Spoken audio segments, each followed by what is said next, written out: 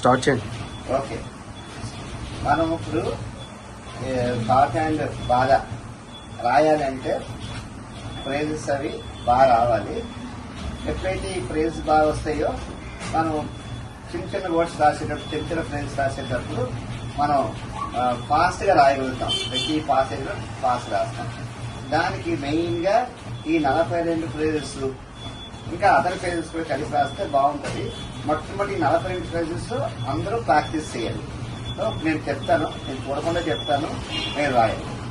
I thank you, I think you should be, I have the, I have had, I saw the, I see, I am, I may be, I will be, you should be, you can, you will be, you may be, you were, if you were, they were, how can they, why do you, why have you, with you, so much, with which, with each, when they, what do you, what was, what can be, it would be, it should be, it will be, it was, which were, he should be, he will be, if he were, too much.